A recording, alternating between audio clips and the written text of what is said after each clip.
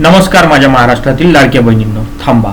जर तुम्हाला किंवा तुमच्या घरातील महिलांना मुख्यमंत्री माझी लाडकी बहीण योजनेचे दरमहा 1500 रुपये मिळत असतील तर हा व्हिडिओ आत्ताच्या आत्ता शेवटपर्यंत बघा. कारण जून 2026 ची सर्वात मोठी अपडेट जर तुम्ही चुकवली तर तुमचे पुढचे पैसे कायमचे बंद होऊ शकतात. तर सरकारने एक नवीन आणि कडक नियम लागू केलेला आहे, ज्यामुळे जर तुमचं ई-केवायसी अपूर्ण असेल तर बँक खात्यात येणारा पुढचा हप्ता अडकून पडेल. हे नवीन संकट काय आहे आणि यातून स्वतःला कसं वाचवायचं हे आजच्या व्हिडिओमध्ये आपण अगदी सोप्या भाषेत इथे पाहणार आहोत.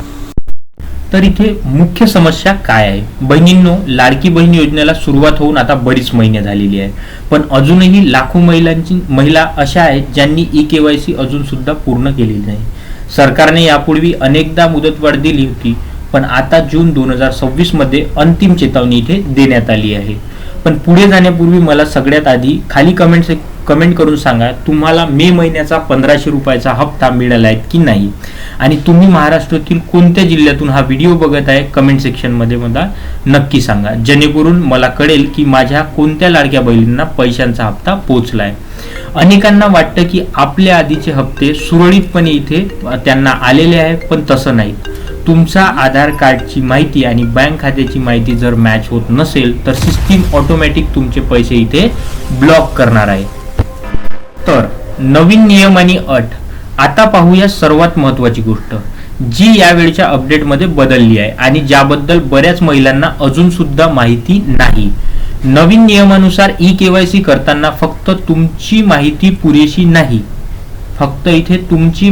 पुरेशी नाही.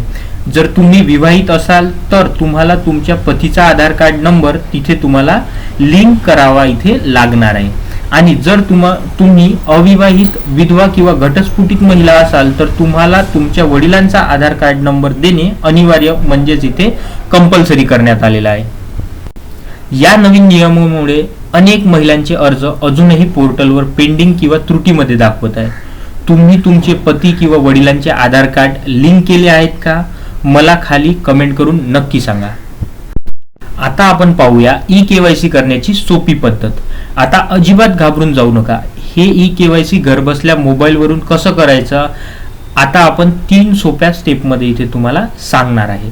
स्टेप 1, सर्वात आधी तुमच्या मोबाईलवर गुगलवर जा आणि लाडकी बहीण योजनेच्या अधिकृत पोर्टलवर म्हणजेच लाडकी बहीण महाराष्ट्र.gov.in या वेबसाईटला भेट द्या आणि तुमच्या मोबाईल नंबर लॉग इन करा.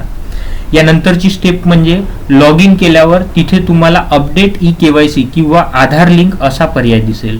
त्यावर क्लिक करा. तिथे तुम्हाला तुमचा आधार नंबर आणि तुमचा पती किंवा वडिलांचा आधार नंबर इथे ॲक्युरेट टाकायचा आहे. त्यानंतरची स्टेप, शेवटी तुमच्या आधार कार्डशी लिंक असलेल्या मोबाईल नंबरवर एक OTP म्हणजेच वन टाइम पासवर्ड येईल. तो तुम्हाला बॉक्समध्ये टाकायचा आणि सबमिट बटनावर क्लिक करायचा आहे. तुमचं ई-केवायसी इथे यशस्वीपणे पूर्ण होऊन जाईल. बहिणींनो, तुम्हाला जर याबद्दल शॉर्ट व्हिडिओ पाहिजे असेल तर कमेंट सेक्शन मध्ये सांगा, मी नक्कीच बनवीन. बहिणींनो, एक छोटी पण एक महत्वाची टिप सांगतो. दिवसा सर्व्हरवर खूप लोड असतो, त्यामुळे वेबसाईट नीट चालत नाही आणि एरर येतो. जर तुम्हालाही असा त्रास होत असेल तर रात्री 9 नंतर किंवा सकाळी लवकर प्रयत्न करा, जेणेकरून तुमचं काम हे 1 मिनिटात इथे पूर्ण होईल. तर बहिणींनो, सरकारच्या या योजनेचा पैसा महाराष्ट्रातील प्रत्येक गरजू महिलांपर्यंत पोहोचला पाहिजे. तुमच्या एका शेअरमुळे कुठल्याही गरीब महिलेचा पैसा बंद होण्यापासून वाचू शकतो. त्यामुळे हा व्हिडिओ तुमच्या ओळखीच्या सर्व महिलांना, नातेवाईकांना आणि तुमच्या घरच्या व्हॉट्सअप ग्रुपवर आत्ताच्या आत्ता शेअर करा. जर तुम्हाला ई-केवायसी करताना काही अडचण येत असेल किंवा काही प्रश्न असतील तर कमेंट सेक्शनमध्ये बिंदास विचारा.